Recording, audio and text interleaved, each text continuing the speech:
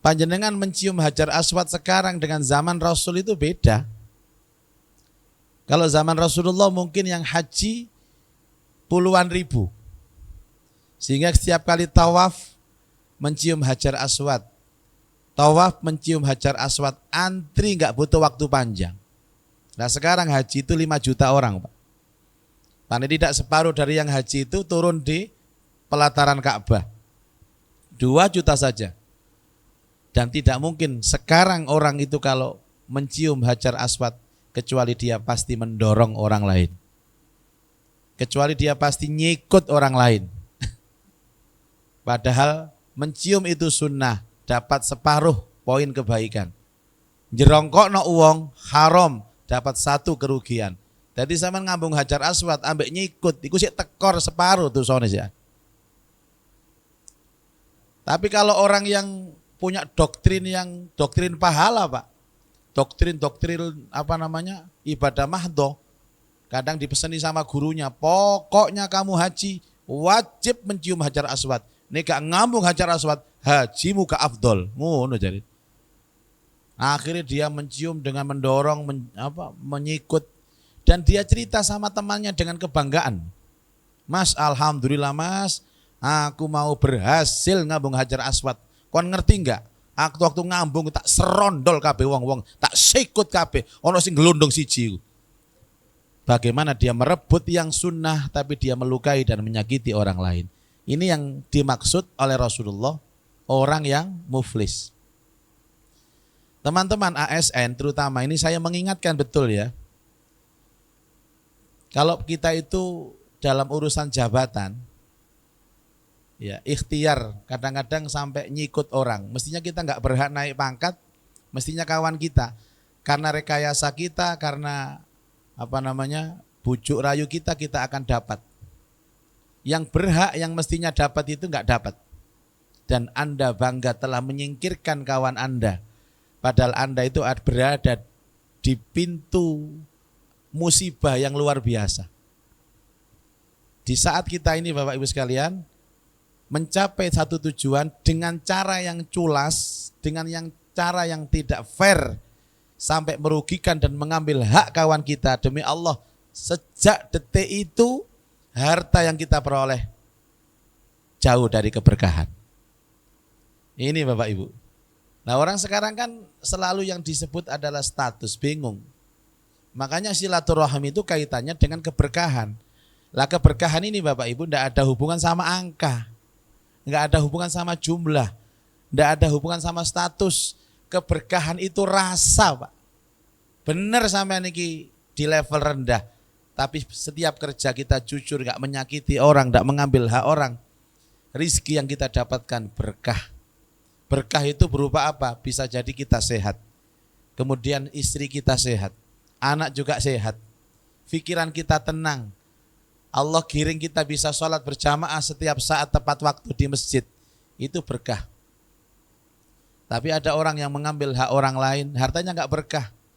Duitnya akeh, bayaran gede, kedudukannya tinggi tapi gering ae balak-balik opname yang rumah sakit. Mari waras ndase ngelu, ganti untune cekot-cekot. Terakhir utun enggak jebrot-jebrot. Hati-hati Bapak Ibu. Ini namanya al-muflis, orang yang bangkrut. Dan azab orang yang bangkrut itu kontan loh Bapak Ibu. Kontan loh. Makanya saya itu sering mengatakan, kadang-kadang kita itu kan diam-diam moro-moro lugur Pak. Moro-moro jatuh, gak ono angin, gak ono udan, moro lugur ae. Ono ibu-ibu lho biasanya numpak sepeda motor nang pasar, moro sepeda motor moro guling ngono ae Pak. Ternyata di seberang jalan sana itu ada orang yang pernah dia sakiti. Delok, iki biasa ngelarani aku, muga-muga gelondong kon ya. Kan ada istilah hadis Nabi sallallahu alaihi wasallam, ittaqu da'watal mazlum fa innaha mustajabah. Takutlah kalian dengan doa orang yang teraniaya, tersakiti, terzolimi. Karena tidak ada hijab antara dia dengan Allah. Sekali dongo langsung tokcer, langsung diijabah sama Allah. Gelundung temenan Pak. Hati-hati. Maka kata Rasulullah sallallahu alaihi wasallam, Perilaku yang langsung disegerakan azabnya itu adalah mengambil hak orang lain, menyakiti orang lain, yang tadi disebutkan dalam hadis termasuk al-muflis. Hadirin sekalian, ini kan fenomena haji. Sebagian dari teman-teman ASN ini juga berhaji, Pak. Dan ini yang menjadi trending topik. Tolong betul-betul dijaga ini, Pak. Saya ditanya sama orang mungkin berdasarkan pengalaman ya. Pak, kira-kira bagaimana saya ini supaya haji saya ini mudah, lancar, nikmat? Maka jawaban saya satu, Pak. Saya tidak kepada syariatnya. Syariat itu kan 50-50. Toh semua sudah mendapatkan manasik. Ini yang disebut rukun haji, ini wajib haji, ini sunnah haji. Gampang dihafal ya, gampang. Yang susah itu ini. Dan saya pesan, jangan pernah menzolimi orang di sana. Jangan pernah menyakiti orang di sana. Karena sekali Anda menyakiti, saat itu juga langsung Allah turunkan azab. Langsung kontan, Pak. Jadi lebih baik ngalah. Kan sekarang orang banyak itu kan rentan antri, Pak. Dan saya berpengalaman, misalkan haji reguler ya, kalau haji plus sih nggak ada masalah. Yang namanya kamar itu dari rumah sudah ditentukan, ini suami istri, ini bertiga, ini berempat seperti umroh. Kalau reguler kan tidak. Reguler itu nanti didom, Pak. Jadi satu kamar itu 5 orang, 6 orang, 7 orang, kadang 10 orang itu laki-laki semua, perempuan semua, didom. Kadang-kadang satu maktab, satu hotel itu ada beberapa rombongan, ada berapa KPIH. Itu ada karakter orang yang senang rebutan kamar. Dan ada karakter orang yang suka ngalah dalam pembagian kunci kamar. Tak titeni pokoknya, sing rebutan-rebutan itu. Bener oleh ketokane oleh api, tapi lama-lama ruwet. Yang ngalah-ngalah itu sudah pengalaman saya, Pak. Ada suami istri itu ngalah. Pun Ustadz jenengan domrien kamari kula kari-kari mawon. Lah mangke mboten asal kamar terus pundi, Pak? Bu, gampang. Kula mangke titip barang mawon teng kamar jenengan. Selebihnya saya tidur di Masjidil Haram. Jawabannya enak. Lah wong sing ini ki mesti oleh enak ngono lho. Mesti oleh enak, kamarnya api. Kadang-kadang sekamar berdua pada reguler itu. Lah sing rebutan mau ya ruwet terus pokoknya. Jadi mengalah untuk antri itu bagian daripada cara kita untuk supaya haji kita tetap baik, tetap ringan. Terus yang kedua, sebisa mungkin menolong orang dan meringankan beban orang. Antrian didelok mburi kok napa bungkuk-bungkuk iki tandane rada kebelet. Tengene minat lah ngoten, Pak. Antrian sampai sak jam setengah. Kene wis anti sak jam sing mburi njeblek. Pak, ngapunten Pak, kula mboten kuat Pak, kebelet. Nggih pun jenengan rumiyin. Mari dhek metu ana maneh, Pak, kula kebelet mau jenengan rumiyin. Sampai akhirnya dhek kari dhewe. Tapi mungkin, Pak, Allah sudah menyiapkan hal yang baik untuk orang seperti ini. Niki harap hati-hati betul. Jangan pernah sepelekan haknya orang. Rasulullah Shallallahu Alaihi Wasallam dalam sebuah hadis qudsi ketika Allah berfirman, aku tidak pernah berbuat zolim kepada hambaku, maka jangan sekali-kali kalian berbuat zolim kepada hambaku. Itu warning dari Allah. Termasuk nih Pak, orang yang terdekat. Biasanya kita itu selalu menyepelekan orang terdekat. Nih cari kula bojo niku lho. Saestu. Hati-hati kalau nak pidato lak sering ngoten niku. Wong lanang-lanang nek sing sering nglarani sing wedok, hati-hati sampean, hati-hati wis ta. Wong wedok iku malati, Pak. Ngene aku juga mboten medeni enggak, mboten kula ning saestu. Rasulullah yang menjelaskan itu kok. Khairukum li ahli wa ana khairukum li ahli. Sebaik-baik kalian yang paling baik kepada istrinya dan aku adalah orang yang paling baik kepada istriku. Makanya ada istilah ikatan suami takut istri itu. Saya kan ketua Dewan Penasehatnya itu. Ketua Dewan Pembinanya juga datang. Anggotanya rawuh semua. Bukan persoalan takut, Pak. Tapi kita itu sangat menghargai hatinya, jogo rasa. Jangan sampai kecentok betul istri itu. susah. Ya, kata Rasulullah wong wedok iku jek dikerasi, nek dikerasi iso cuklek. Nek dilunaki iso bengkok. Wangel, tapi yo butuh yo diurus ae akhir. Rada-rada curhat ngene iki. Jangan sampai sakit hati, bojo wis lara ati Gus, belain. Air matanya itu bisa menggoncangkan naras loh Pak. Lo sampai negagaya apa nang ini tapi nang omah wajib taat kepada istri. Waktu hari raya itu kan ada banyak jamaah yang ke rumah. Dia tanya ke saya, Pak Yai, bunya ini ki napa nggih ceramah-ceramah ngaten kados panjenengan. Napa saged ceramah, maksudnya kepengin ngundang bojo kula. Bojo kula niki pakare ceramah. Tapi mboten purun ceramah teng pundi-pundi. Ya mbak ingin nyeramai kula mawon.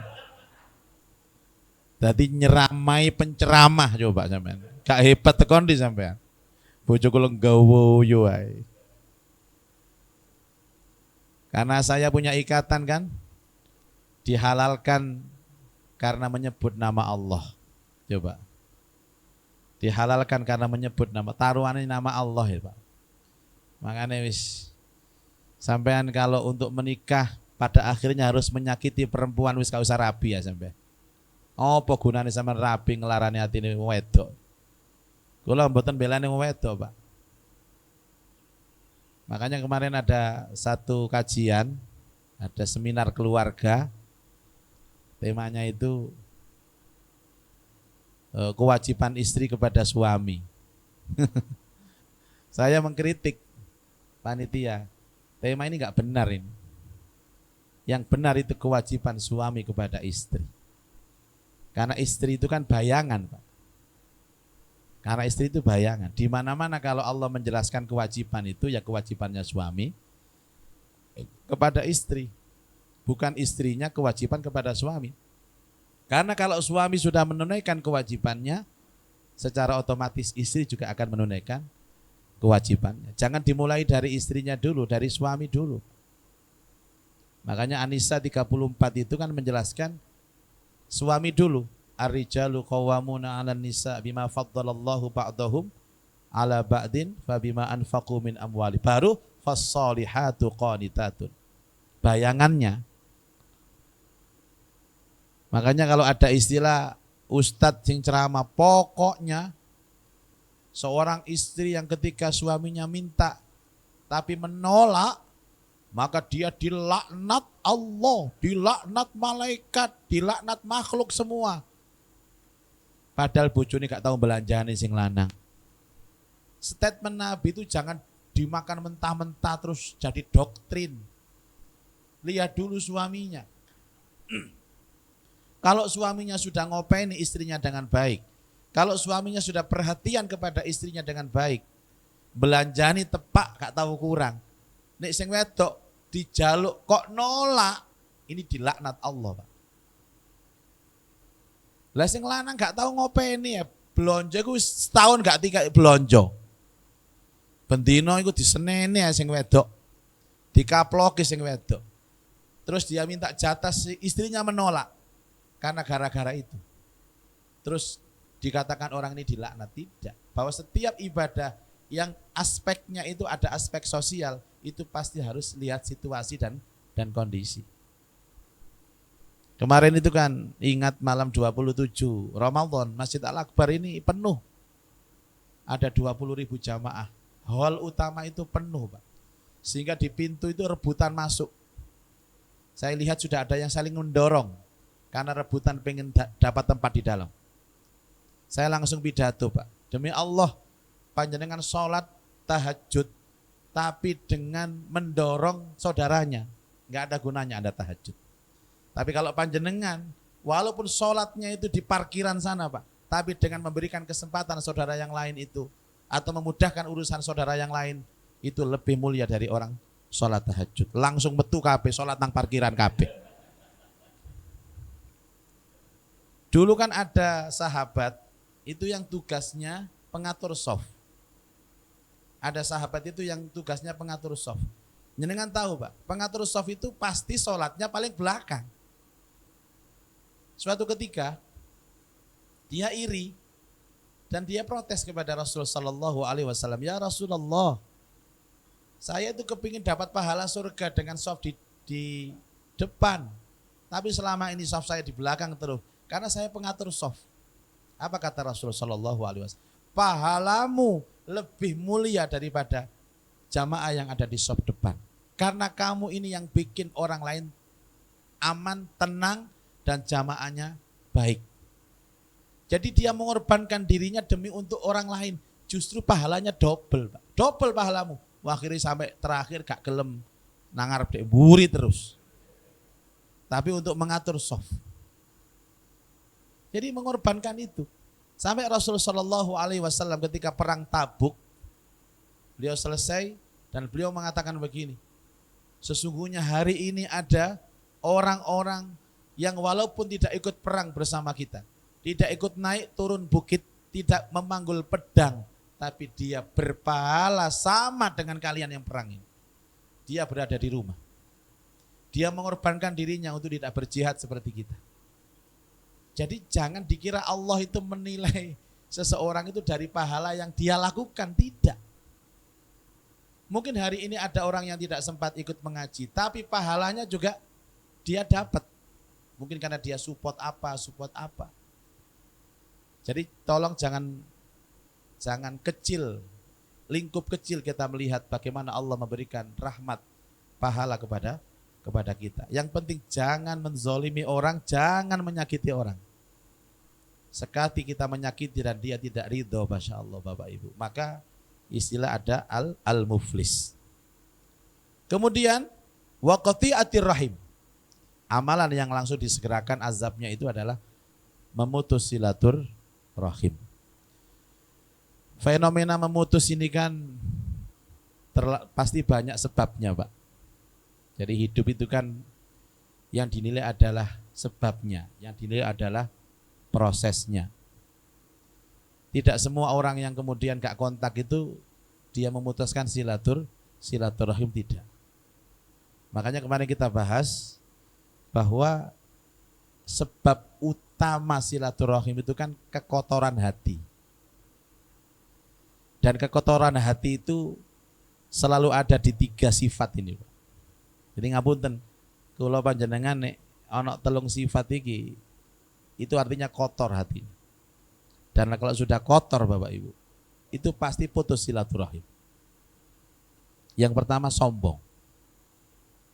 Sombong itu perusak silaturahim pertama.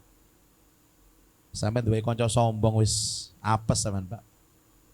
Orang sombong itu ditaruh dimanapun tidak bisa. Gelem dirungokno, gak gelem ngrungokno. Itu orang sombong.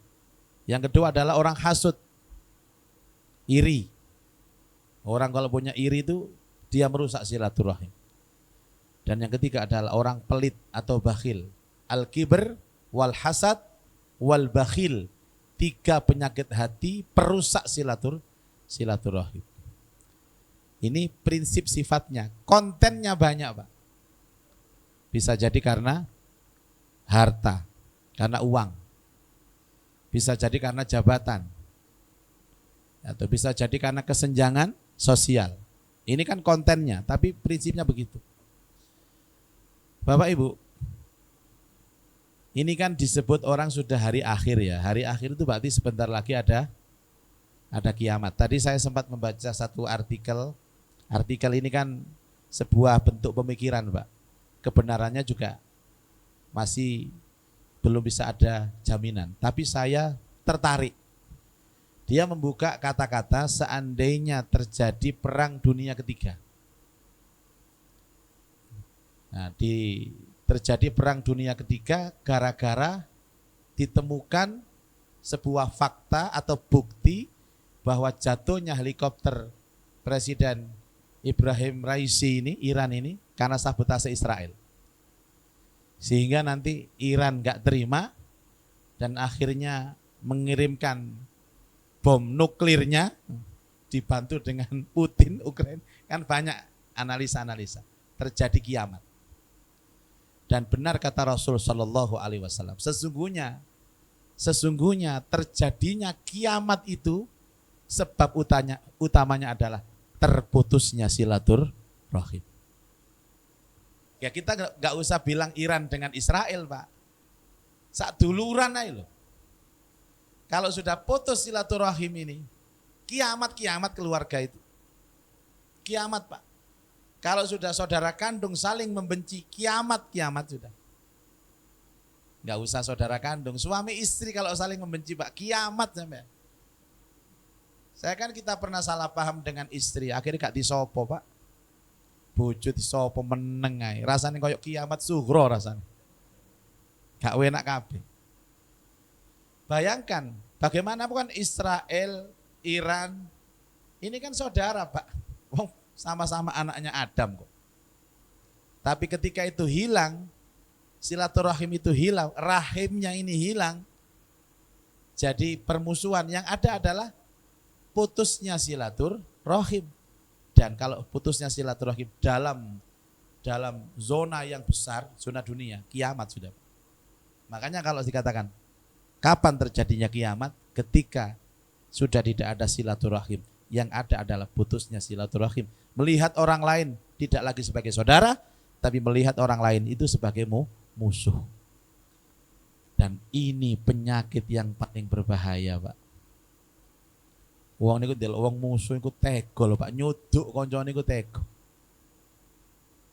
Nyuduk kancane tega. Ya kita tidak berbicara apa-apa kasus-kasus yang ada sekarang ini, seperti contoh di Pasuruan itu, Pak, ya, kemarin, Masya Allah. Pasuruan ini, jadi ada dia punya anak laki-laki, terus punya menantunya ini hamil. Karena anaknya sering kerja di luar, morotuane nang omah kono, lama-lama mungkin dia karena sudah lama ditinggal sama istrinya meninggal, lihat menantunya koyo ngono wis lama-lama seneng, syahwat, akhirnya punya pikiran berbuat jahat. Mantunya sendiri mau diperkosa, mantunya iki teriak-teriak, khawatir kemudian ketahuan orang, ambil pisau disuduk mantunya ini, Pak, dalam keadaan hamil. Itu kan sudah tidak ada rahim sama sekali, dia itu kan akal sehatnya sudah tidak ada, Pak. Ini loh bahayanya orang itu, kalau rahimnya nggak ada itu bahaya. Mati, Pak, sak bayi-bayi ini bisa. Allahu Akbar. Dan masih segar dalam ingatan kita di Madura, Carok, yaitu satu, memang sudah tidak ada rahim lagi. Padahal kalau diruntut ke atas itu ya sik bolo, sik dulur, sik sanak, sik kadang. Tapi kalau sudah rahimnya hilang, habis sudah. Makanya saya katakan kiamat akan datang saat silaturahim sudah hilang. Dan itu yang disampaikan oleh Rasulullah, bahwa tidak ada azab yang disegerakan azabnya itu kecuali menzolimi orang dan memutus silaturahim. Kemudian yang kedua, dari Abu Hurairah radhiyallahu an, hadis masih diriwayatkan oleh Imam Al-Bukhari, inna a'mala bani Adam tu'ridu kulla khamis lailatul jum'ah fala yaqbalu amalu qati'ir rahim. Sesungguhnya amal ibadah manusia itu diperlihatkan setiap hari Kamis malam Jum'ah, maka tidak diterima amal ibadah orang yang memutuskan hubungan silaturahim. Orang yang memutus silaturahim itu sama halnya dia memutus kontak dengan Allah. Coba niki loh, Pak. Kan ada amalan setiap malam Jumat kan dilaporkan sama Allah. Rasulullah pernah dalam sebuah hadis, aku selalu melaksanakan puasa di hari Kamis karena di hari itulah amalanku dilaporkan ke Allah. Dan ada orang yang ahli ibadah pada waktu hari Kamis, amalannya dilaporkan kepada Allah. Tapi amalan itu akan habis ketika dia memutuskan silaturahim. Jadi wong niku nek mutus silaturahim yo gak iman salate, gak iman sedekah, gak iman maca Qur'ane, gak iman zikiri. Habis Bapak Ibu. Seolah-olah tidak ada manfaat amalan-amalannya itu kalau dia memutuskan silaturahim. Jadi mutusno silaturahim niku ya Allah, efek negatifnya itu luar biasa dalam kehidupan. Tapi ini kan yang datang ini kan tidak ada yang memutus silaturahim Pak ya. Yang ada sering diputuskan silaturahimnya. Jadi kan dulu ada ilmu, pokoknya kalau untuk kebaikan pakai rumus me. Tapi untuk keburukan kita milih pakai rumus di. Bapak Ibu milih mana? Menolong sama ditolong, menolong. Membantu sama dibantu, membantu. Mentraktir apa ditraktir Pak? Milih mana? Mentraktir nek kula. Mbok nek sampean gak ero aku. Karena orang mentraktir itu Pak, mata rantainya panjang. Misalnya nggih, niki makan siang. Panjenengan nyambut gawe kula traktir misalnya. Oh, gak usah le, sing pantes iku sampean traktir aku lah. Sampean traktir saya makan. Terus saya makan kenyang, jadi tenaga. Setelah ini saya mengajar lagi. Panjenengan yang traktir saya mampu mengajar karena saya kuat. Saya kuat karena saya makan, dan saya makan karena itu hasil traktiran panjenengan. Sampean dapat pahala mengajar, Pak. Loh iki lho hebat iki. Terus saya baca Quran misalkan. Saya kuat baca Quran 1-2 juz gara-gara sampean traktir aku mangan. Sampean masih gak melok maca Quran, oleh ganjaran maca Quran. Terus setelah ini saya sholat misalkan. Saya sholat kuat karena panjenengan ngasih saya makan. Jenengan gak ikut sholat tapi tetap dapat pahala sholat. Nah ini sampean tak kayak keterangan koyok ngini kok sik gak traktir ae ya wis kebacut ngono ae. Mentera. Tapi untuk keburukan Bapak Ibu, tolong pakai di. Pilih mana, membohongi apa dibohongi? Dibohongi. Menfitnah atau difitnah? Difitnah. Kan begitu Pak.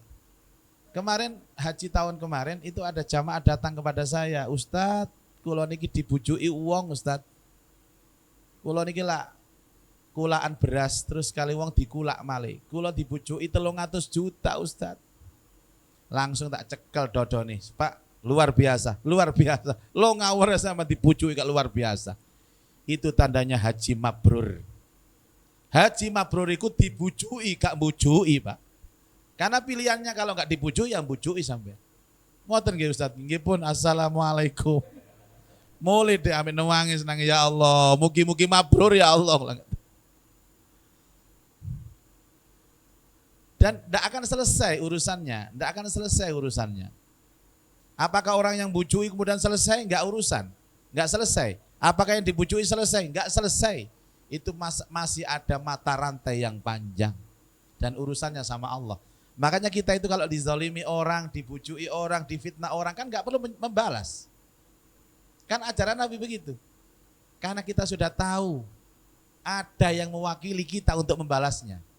Jelas Pak. Suatu ketika Rasul Shallallahu Alaihi Wasallam itu sholat di depan Ka'bah. Waktu sujud Abu Jahal itu lewat. Terus dia nyuruh seseorang untuk mengambil kotoran onta yang masih basah sama jeroannya onta yang masih basah. Waktu sujud itu disiramkan ke punggungnya Rasulullah sampai ke kepala Rasulullah. Itu disaksikan oleh Fatimah, putri beliau. Nangis Fatimah. Dan mengatakan, wahai ayah, kenapa ayah enggak balas? Apa kata Rasulullah? Nah, ayah enggak balas karena ayah sudah pasrahkan kepada Allah untuk membalas dia. Makanya doanya orang yang terzalimi itu ya kabul ya gara-gara ini. Gara-gara memang Allah sudah memberikan ruang kepada orang yang disiksa, difitnah itu untuk membantu membalasnya. Gak suwe, ajur Pak. Wis talah.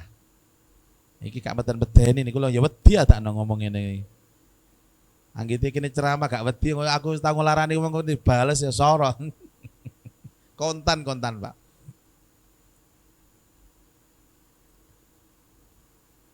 Itu salah satu efek dari memutus silaturahim.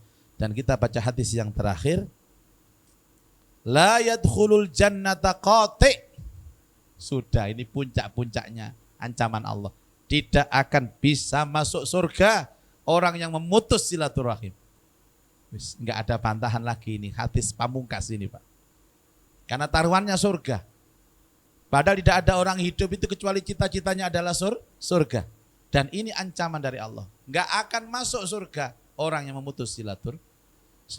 La yadkhulul jannata qati'. Ini kalau salah ngomong kutuk, tidak bisa masuk surga.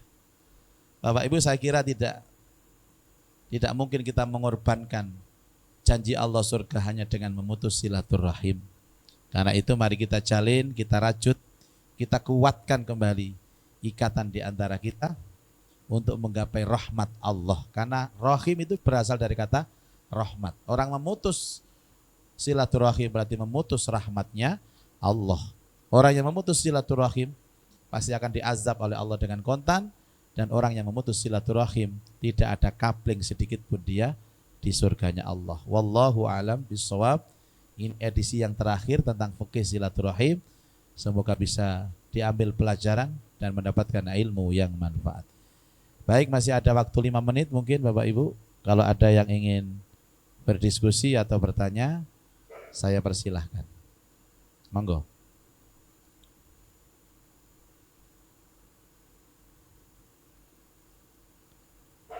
Kalau ada. Monggo, Pak. Tes.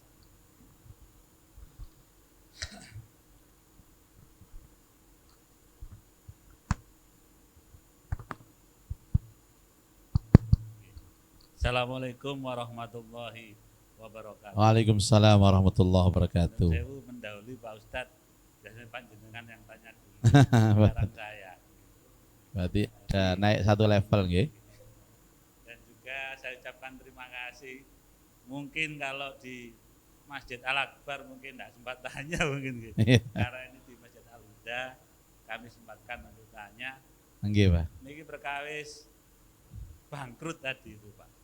Apakah memang di akhirat nanti itu tidak ada yang gratis? Artinya segala sesuatunya diperhitungkan. Amal kebaikan dan amal keburukan dihitung betul. Dan nanti mana yang lebih besar tentunya akan yang diberikan Allah pada kita. Lalu bagaimana dengan taubatan nasuha? Apakah itu tetap berlaku atau mungkin dengan taubatan itu kita pada posisi 00, artinya kita memulai pada titik awal. Dan nanti di akhir nanti apakah ini tetap diperhitungkan, apa perhitungan bangkrut itu masih berlaku atau kita memulai pola hidup yang baru. Mungkin itu. Matur nuwun. Assalamualaikum warahmatullahi wabarakatuh. Assalamualaikum warahmatullahi wabarakatuh. Bagus, Pak. Jadi kita akan punya target. Sebelum mati itu semuanya clear. Kan gitu. Sebelum mati semuanya clear. Baik urusan Allah clear, urusan manusia clear. Yang bangkrut ini kan yang belum clear itu, Pak. Lah clear itu juga bisa disebut dengan taubatan nasuha. Itu kan satu cara untuk mengclearkan semuanya selesai. Dan betul sekali tadi, tidak ada yang paling jelimet hisab itu akhirat. Sampai urusan sebiji sawi pun diperhitungkan. Famay ya'mal misqala dzarratin khairan yarah. Barang siapa yang beramal walaupun sekecil zarrah biji sawi, yarahu, dia melihatnya. Demikian juga wa may ya'mal misqala dzarratin syarran yarah. Kalau di dunia mungkin Pak nyelempit 1.200 kan enggak ketoro, Pak. Apalagi kalau urusan proyek besar. Tapi di sana itu 1 rupiah pun diurus. Ya, 1 kalimat pun yang keluar pun diurus. Maka misi kita hidup itu adalah bagaimana clear sebelum kita mati. Yang disebut dengan taubatan nasuha. Dan taubatan nasuha itu dibagi 2. Pertama taubatan nasuha kaitannya dengan hakullah. Yang kedua taubatan nasuha kaitannya dengan hakul adam. Ya, pertama berjanji tidak mengulangi, mengakui dosanya, kemudian banyak beristighfar. Khusus untuk manusia, selesaikan sesama manusia. Ini yang berat, Pak. Makanya saya itu wedine ning itu mriki niki. Nek ana urusan padha menungsane niku, Pak. Ya nek Allah iku gampang, enak tok nek Allah niku, Pak. Lah nek tangga lho, kadang tangga iku gak iso ngerti. Kanca ya gak iso ngerti. Bojo ya gak iso ngerti. Nah, kalau belum clear, Pak, ya akhirnya muncullah hadis tentang bangkrut itu. Tapi kalau semua sudah clear, ke Allah clear, ke manusia clear, maka hadis bangkrut tidak ada lagi. Maka tugas kita itu dua. Zaman biyen ulama-ulama kita itu kan bijak-bijak, Pak. Makanya mari sholat dijak salaman. Ngono sing golek dalil ndi dalile, mari sholat salaman. Wong itu kan untuk mengklirkan urusan hakul adam. Dikit-dikit salaman, dikit-dikit njaluk sepuro, riyo ono halal bihalal njaluk sepuro. Sik digoleki dalile maneh. Padahal jelas itu dalilnya kan untuk minta maaf. Selama semua clear, insya Allah selesai, Pak. Lah mengklirkan itu butuh perjuangan, butuh tekad dan butuh kekuatan. Makanya ada imam, salah satunya Imam Asy-Syafi'i itu mempersyaratkan kalau minta maaf itu menyebut kesalahannya, Pak. Berat lagi, Pak. Makanya saya tidak ikut imam ini masalah njaluk sepuro. Aku Imam Malik ae, global. Lah sampean tahu misalnya sampean tahu nggawa bojone kanca sampean misalnya ya. Naudzubillah min dzalik. Terus, Mas aku njaluk sepuro sing akeh ya. Dosa-dosaku kabeh, Mas sepurone sing akeh ya. Clear sudah. Nah, nek melok Syafi'i sampean. Mas aku sepurone sing akeh ya, Mas njaluk halali sampean ya, Mas ya. Ono apa? Aku biyen tahu nggawa bojo sampean. Iso dijantur sampean. Itulah beratnya. Makanya urusan hakul adam ini jauh lebih berat daripada hakullah. Clearkan semua. Kalau sudah clear, insya Allah tidak ada kata-kata bangkrut di sana. Jadi bangkrut itu ketika orang setelah dia mati ada urusan Allah yang belum selesai, ada urusan sesama manusia yang belum selesai. Ngaten nggih, Bang? Wallahu alam bisawab. Kula jawab ngene ya wedi padha wedine kula niki. Karena mungkin saya yang banyak ngomong sama orang, ono sing pidato, kula ngomong pidato sama ono sing tersinggung. Orang ajar situk yai situk iki, balik-balik nyindir aku ae. Mas anterin akhirat kan ya. Makanya kan ada seorang ulama itu karena ada kasus apa, dia dizolimi oleh pengadilan, dizolimi oleh apa, dia mengatakan demi Allah, dia bersumpah seperti mubahalah. Ini tidak selesai pengadilan di sini. Saya enggak ridho dengan keputusan hakim ini. Maka saya akan teruskan di perhakiman Allah. Dan dia menyebut nama Allah, bersumpah atas nama Allah. Waduh, ini bahaya, Pak. Coba mikirno bayaran tok sama ini, ya pikirno situ iki sama ya. Resiko dan konsekuensi akhirat. Wallahu a'lam. Ngaten nggih, Bang? Ngapunten sing ada. Mungkin ada lagi? Sebelum saya tutup dengan doa. Nah ini beliau Pak Solihin.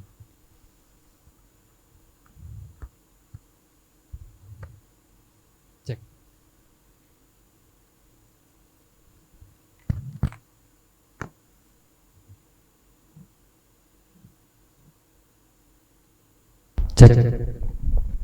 Ya, Pak Ustadz mau tanya kalau menjauhi seseorang itu apakah sama dengan memutus silaturahmi? Jadi menjauhinya kan misalnya karena orang tersebut misalnya toksik misalnya, atau karena sering utang atau apa misalnya gitu.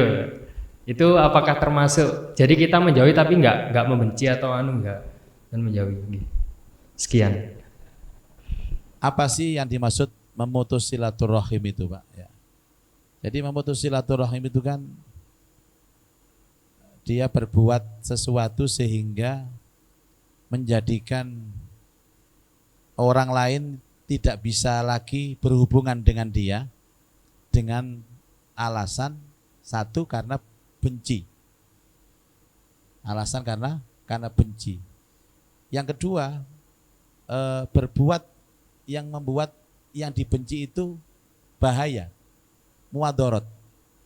Kan gitu. Itu namanya memutus silaturahim. Ada orang itu yang menjauhi kawannya karena ingin melakukan sesuatu yang lebih baik, yang lebih manfaat. Kan kita ini kan Pak, hidup ini kan milih-milih tuh Pak ya. Apalagi urusan pergaulan. Jangan kemudian alasan silaturahim kuwabe ku dikancani Pak. Termasuk orang yang ahli maksiat yang bikin hidupnya semakin muadarat itu dikancani, tidak seperti itu. Jadi ada hal-hal yang harus kita hindari. Kalau saya bergaul dengan dia mungkin akan ada bahaya untuk saya, untuk keluarga saya. Saya menghindari, tidak di dalam rangka untuk kebencian. Atau mungkin karena apa? Kalau saya bertemu nanti ada tukaran terus. Akhirnya jaga jarak. Istilahnya tidak, itu bukan memutus silaturahim. Selama di dalam hati kita tetap masih ada cinta, tetap masih ada sayang.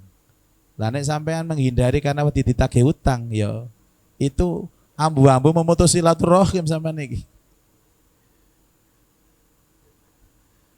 Aku khawatir engko tak jawab, gak apa-apa dari ya ini gak apa-apa.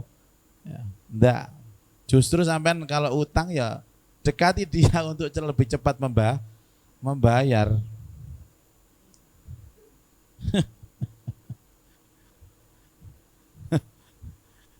Jadi begitu. Kan banyak orang itu karena kalau ketemu itu rasanya hatinya nggak enak, nggak nyaman, kemudian dia menghindari untuk sementara waktu, itu kan menjaga jarak. Itu tidak termasuk memutus silaturahim. Begini Pak, orang memutus atau tidak itu bisa dilihat dari pada saat tidak bertemu. Dalam edisi yang lalu kan ada unsur begini, orang yang merajut silaturahim itu tidak harus bertemu wajah, bertemu muka. Tapi pada saat dia tidak bersama, dia tetap mendoakan loh Pak. Dia tetap mendoakan, nggak pernah ketemu Pak, tapi tiap malam dia doakan sahabatnya, dia doakan saudaranya. Ini lebih dari silaturahim. Yang kedua, selalu memberikan efek baik. Contohnya, kemarin kan ada persyaratan bahwa orang yang silaturahim itu tidak mungkin akan membicarakan kejelekannya. Ditanya, kita nggak ketemu, ditanya, ya apa Mas, sama nih wong iku apik Mas. Pokoknya selalu menyebut kebaikannya. Buat apa sok-sokan ketemu tapi nang jobo ngelek-ngelek no, nggak ada gunanya sudah. Itu namanya memutus silaturahim. Jadi ada unsur mendoakan, ada unsur menceritakan kebaikannya dan menutupi keburukannya pada saat dia tidak ketemu. Itu kekuatannya silaturahim. Lah buat apa ketemu terus cakar-cakaran? Buat apa ketemu terus gontok-gontokan? Lebih baik saya tidak bertemu dengan siapapun, tapi saya selalu mendoakan dia dengan doa kebaikan. Itulah silaturahim. Ojo niru koyo anak TikTok iku Mas, supaya silaturahim iki terjalin ya Mas. Aku nyeli duit 1.000 Mas. Itu namanya silaturahim modus. Wallahu a'lam bishawab. Semoga kita semua mendapatkan ilmu yang manfaat. Ngapunten sing kata kalau ada sesuatu yang kurang, dan mungkin kita akan bersua kembali dalam majelis yang insya Allah lebih berkah lagi. Amin. Kita tutup dengan doa. A'udzubillahi minasyaitonirrajim. Bismillahirrahmanirrahim. Alhamdulillahirabbil alamin. Allahumma shalli ala sayyidina Muhammad wa alihi wa sahbihi ajmain. Allahumma anfa'na bima 'allamtana wa 'allimna ma yanfa'una wa zidna ilman nafi'a. Allahumma rzuqna fahman nabiyyin wa hifdzal mursalin wa ilhamal malaikatil muqarrabin. Rabbana atina fid dunya hasanah wa fil akhirati hasanah wa qina adzabannar. Wa sallallahu ala sayyidina Muhammad wa alihi wa sahbihi wa baraka wa sallam. Walhamdulillahi rabbil alamin. Assalamualaikum warahmatullahi wabarakatuh.